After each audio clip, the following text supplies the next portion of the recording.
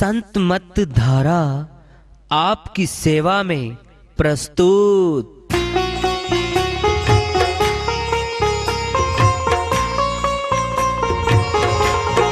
जो चाहता है प्रभु प्यारा वो आओ संत मत धारा, भक्ति भेद बता कर सारा वो कर दे भव के पारा।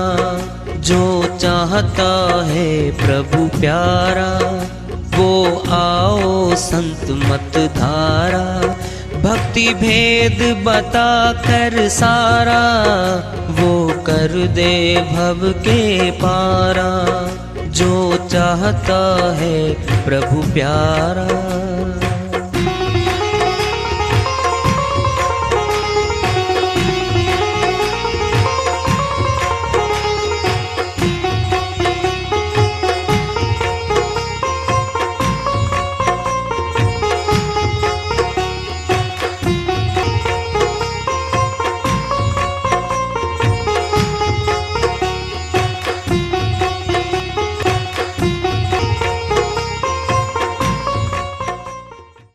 परम पूज्य सदैव स्मरणीय सदगुरु साहिब की जय हो। सतनाम साहेब आदरणीय सर्व संतों की जय हो।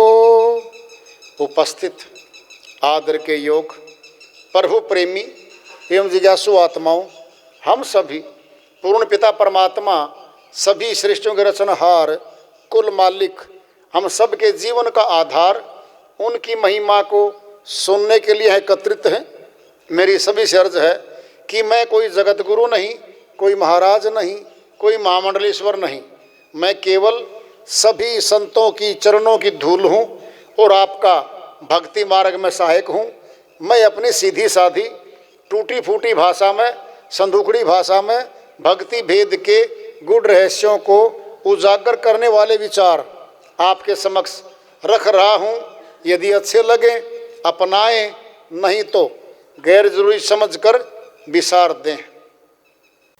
हाँ, सत्संग ही एकमात्र प्रभु प्राप्ति का विद्यालय है, विश्वविद्यालय है ये। और हम सभी सत्संग में आए हुए हैं।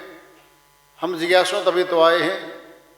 हम पिछले सत्संगों से वार्ता करते चले आ रहे हैं कि चेतावनी से प्रभु प्राप्ति की ओर इस अध्याय को, इस वार्ता को आज फिर आगे बढ़ा रहे हैं। सहजो भज हरि नाम को छोड़ जगत का नेह, अपना तो कोई है नहीं अपनी सगी ने दे। बहन सहजो बाई अमरलोक की संत हुई हैं। गुरु चरणदास जी महाराज की ये शिष्या रही है। वो अपनी श्रीवाणी में बहुत बड़ी बात समझाना चाहती। सहजो भज हरि नाम को छोड़ जगत का नेह, परमात्मा के सच्चे नाम का भजन।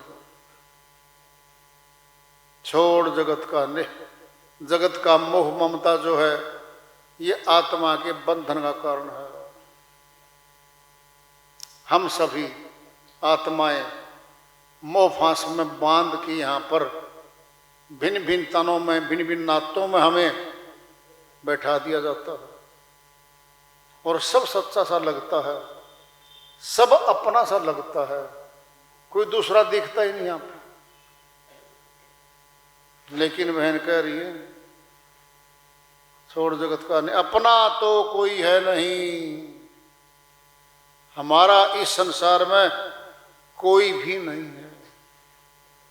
अपनी सगी ने दे, यह शरीर जो बहुत सुंदर, जिसका रख रखाव हम बहुत अच्छे से करते हैं, नहाना धोना, अच्छे कपड़े पहनना, इसकी सुरक्षा करना, भोजन की व्यवस्था करना, हम सभी इस कार्य को करते हैं क्योंकि ये हमारा अपना दिखता है। मान तो लिया अपना है, सदा अपना नहीं आत्मा का ये, किराए पे मिला है ये। किराएदार अगर समझ ले मैं इस मकान का, इस जमीन जायदाद का मालिक हूं, तो धोखा हो रहा है उसके साथ, धोखा। फिर धोखा करना हमने अपने साथ, क्या अच्छा लगेगा? सोचो। एक बार अकबर और बीरबल का संवाद कई बार आता है। दोनों बैठे थे। अकबर बोला बीरबल से, ये बीरबल कितना अच्छा होता अगर मौत नहीं आती, तो मैं राजा रहता, आप मेरे मंत्री रहते। बीरबल जी बोले, भाई ना हे महाराजा, अपना समय अपना वक्त तो आना ही नहीं था, फिर तो वही रहते पहले वाले, हमारा नंबर ही कहाँ आना था फिर। देखो दादाओं की फहरिस्त है हमारे पास, बोलते हैं कुर्सीनामा, रिकॉर्ड में है। जहां तक रिकॉर्ड उपलब्ध है ना भारतवर्ष में, सभी के रिकॉर्ड मिलेंगे। इसका बाप का नाम, दादे का नाम, परदादे का नाम, दूर तक का है। फिर आज वो तो नहीं है। शायद हमने ये भी सुना है, पहले के मनुष्यों में ताकत ज्यादा होती थी, फिजिकल पावर, शरीर की ताकत बहुत ज्यादा होती थी। हमारे में तो वो भी नहीं रही। मशीनीकरण का समय आ गया, फिजिकल शक्ति का प्रयोग बहुत कम होता है। जिसका प्रयोग कम होता है ना, वो वस्तु धीरे धीरे घटती जाती है। सोच लो इस बात को। मशीन नहीं होगा, भौतिक जगत में सारे काम मशीनों से होने लगते। मनुष्य भी धीरे धीरे मशीन ही बन गया, इसकी संवेदनाएं गई। शुक्र करो हम भारतवर्ष में हैं। विदेशों की थोड़ी झलक बता दें आपको, चाहे अमेरिका हो, चाहे जर्मनी हो, चाहे वो देश पश्चिमी देश कहलाते हैं। जब मौत हो जाती है ना, क्रीमेशन ग्राउंड में लेके जाते हैं, वो शमशान घाट में दफना दिया, वहीं से सब अपने अपने घरों को चले जाते हैं। जिसका गुजरा है ना, उसके पास तेरहवीं करते हैं हम, दसाई करते हैं हम, सभी दुख सुख में बैठते हैं हमारे यहाँ करके, वहां कोई नहीं बैठता, किसी को फुर्सत ही नहीं है। एक स्टोरी आती थी, दी गरीब, तांगे वाला एक गरीब आदमी होता था, घोड़ा चला के तांगे का अपना गुजारा करता था। उसका जवान बेटा था 22 साल का। उसने उम्मीद लगाई थी मेरा बेटा सारा बनेगा, वो गुजर गया। बहुत बड़ा दुख उसके ऊपर आ गया। अब किसको सुनाएगा, वहां तो कोई फुर्सत नहीं किसी ने। चलो सोचा सवारियों को सुना दूं। जो सवारी बैठे उसके आगे लग दिया सुनाने, जी मेरा एक बेटा था, ऐसा था, उसका स्टेशन आ जाओ, उतर जाओ भाई। किसी ने भी उसका दुख की तकलीफ कहानी नहीं सुनी।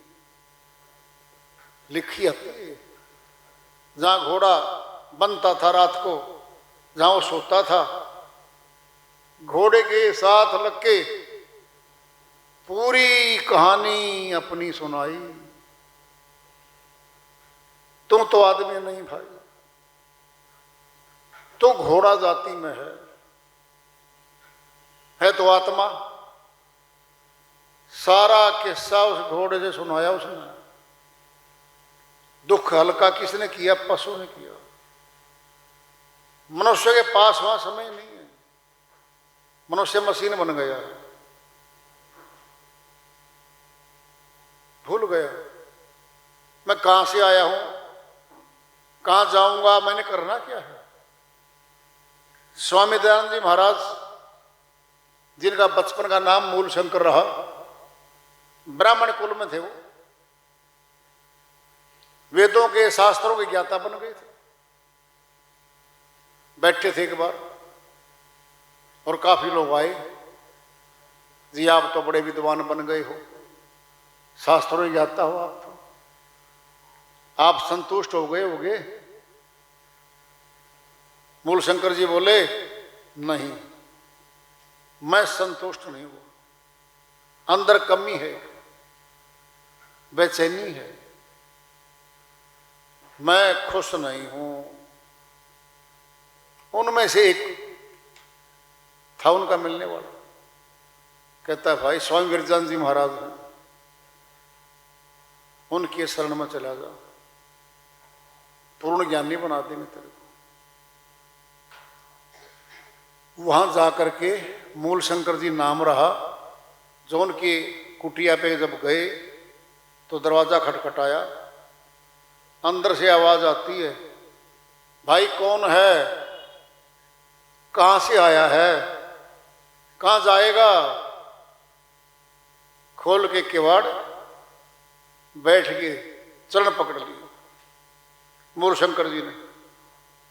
जी मेरा यही प्रश्न है, मैं कौन हूं? ये शरीर तो मैं नहीं हूं, मैं कहां से आया इस शरीर में मुझे नहीं पता, और मौत के बाद मैं कहां जाऊंगा मुझे ये भी नहीं पता। ये 3 प्रश्न है मेरे, और मैं जानने आया हूं आपके पास। कहते हैं ग्रंथ काफी साथ लेके गए थे वो रख दिए। आता है स्वामी वीरचंद जी महाराज अंधे थे,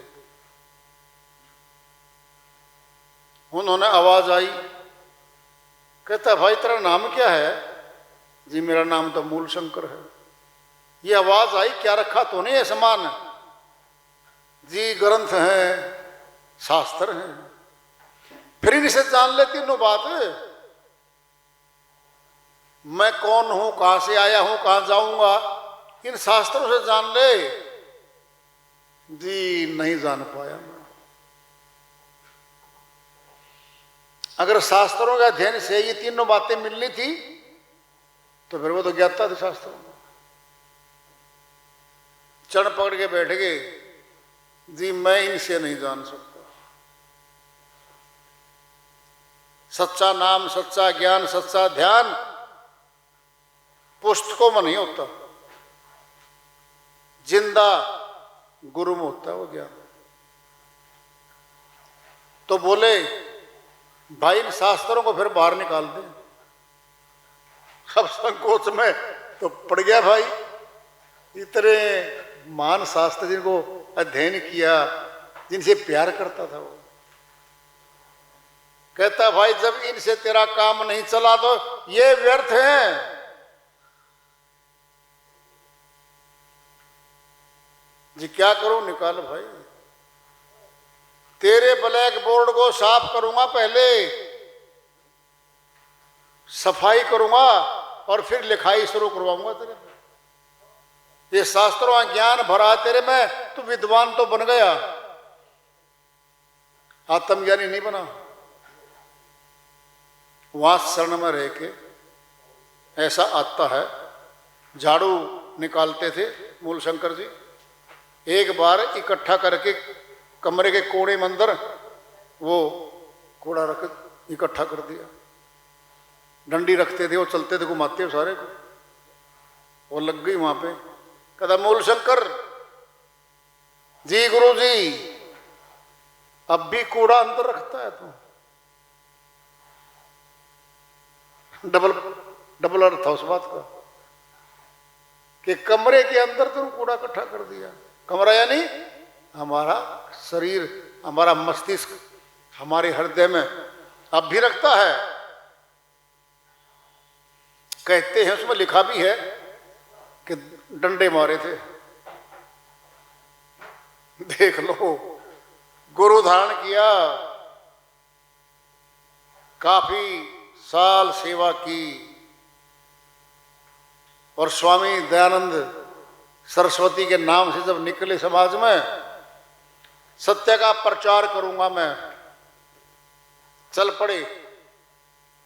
सत्य का प्रचार कितना कठिन होता है समझ लो। अब लगे कहने बाहर कुछ नहीं है भाई, पेड़ पूजा में कुछ नहीं है, पत्थरों में कुछ नहीं है, पहाड़ों पूजाओं में कुछ नहीं है, पितृ पूजा कुछ नहीं है, ये जितने भी तुम सारे कर रहे हो बारी कार्य इनमें कुछ नहीं है। सत्य को जानो। जैसे ही प्रचार शुरू किया लोग विरोधी हो गए। वो कहने लगे ये तो भाई हमारा कारोबार ठप करवाएगा। विरोधी इतने हो गए, जान के पीछे पड़ लिए। उनका रसोईया ब्राह्मण था, साथ रखते थे। सुनने में आई थी कि उस रसोइये के द्वारा जहर पिलवा दिया। जैसा आता है पता लग लिया, यहाँ गया भाई। स्वामी दानंद बोले उसको, रसोई यहाँ गया भाई, मेरे शिष्य आएंगे तुझे मार डालेंगे, छोड़ेंगे नहीं तेरे को, तो भाग जाए यहाँ से। मैं सत्य पथ पर चल रहा था, मैं सत्य कार्य कर रहा था, तूने रोक दिया मेरे को। कहते हैं कि वो वहां से माफ करके उसको भेज दिया। वो सत्य क्या है? क्यों किया विरोध सत्य का समाज ने? झूठ चाहता है समाज, बनावटी बातें चाहता है, लुभावनी बातें चाहता है। अगर सत्य को चाहता होता फिर क्यों किया कार्य? वास्तव में अज्ञान ज्यादा है, ज्ञान कम है। जब अज्ञानी ज्यादा है, मेजोरिटी उनकी है, फिर मुट्ठी भर ज्ञानियों का तो भाई विरोध करेंगे। वो सत्य क्या है?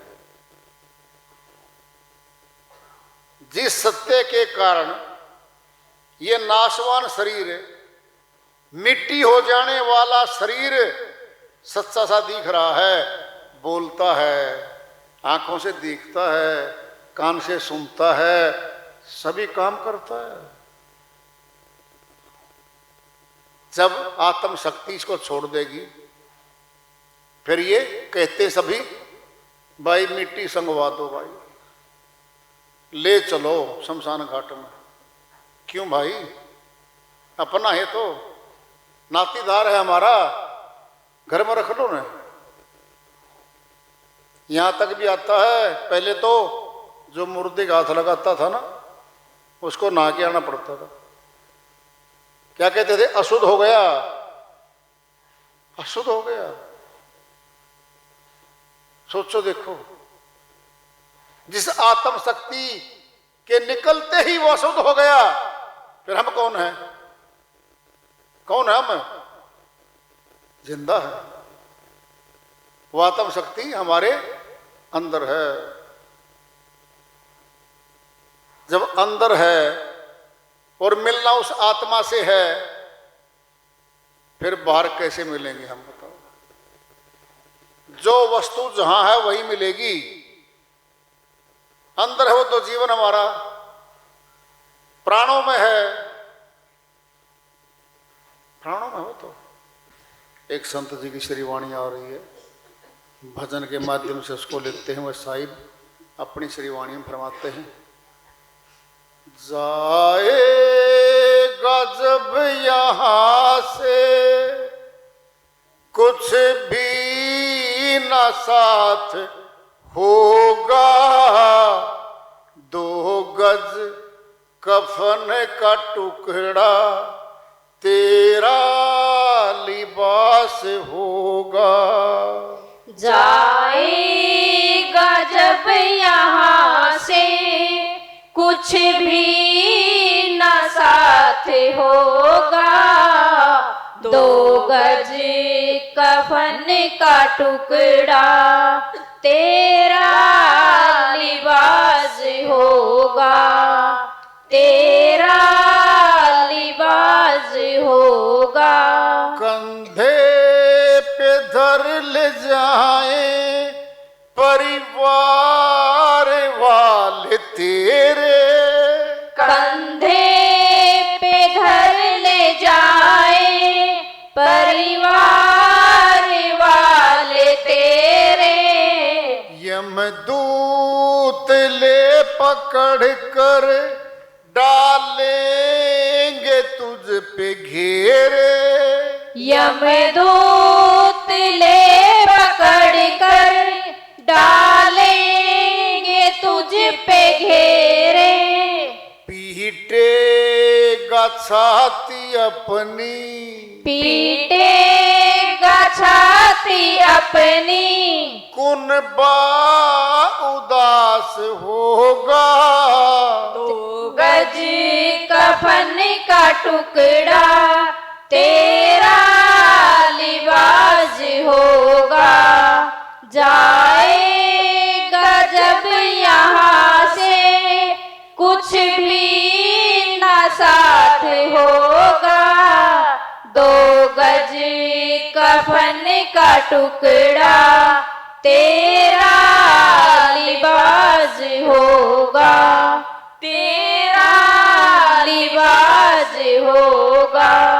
चुन चुन के लकड़ियों में रख दे तेरे बदन को, चुन चुन के लकड़ियों में रख देंगे तेरे बदन को, आकर के झट उठा ले मेहतर तेरे कफन को, आकर के झट उठा ले मेहतर तेरे कफन को, दे देगा आग तुझको, दे देगा आग तुझको, बेटा जो खास होगा, 2 गज कफन का टुकड़ा तेरा लिबास होगा। जाएगा जब यहाँ से कुछ भी ना साथ होगा, 2 गज कफन का टुकड़ा तेरा लिबास होगा, तेरा लिबास होगा। मिट्टी में मिले बीटी बाकी खाक होगी, मिट्टी में मिले मिट्टी बाकी खाक होगी, सोने सी तेरी काया जल कर के राख होगी, सोने सी तेरी काया जल कर के राख होगी, दुनिया को छोड़ तेरा, दुनिया को छोड़ तेरा मरघट निवास होगा, 2 गज कफन का टुकड़ा तेरा लिबास होगा। जाएगा जब यहाँ से कुछ भी ना साथ होगा, 2 गज कफन का टुकड़ा तेरा लिबास होगा, तेरा लिबास होगा। प्रभु का भजन करते भव सिंधु पार होते, प्रभु का भजन करते भव सिंधु पार होते, यूं मोह माया में फंस कर जीवन अनमोल न खोते, यूं माया में फंस कर जीवन लाख होते। प्रभु का भजन कर ले, प्रभु का भजन कर ले, बेड़ा जो पार होगा। 2 गज कफन का टुकड़ा तेरा लिबास होगा। जाएगा जब यहाँ से कुछ भी ना साथ होगा। 2 गज कफन का टुकड़ा तेरा लिबास होगा।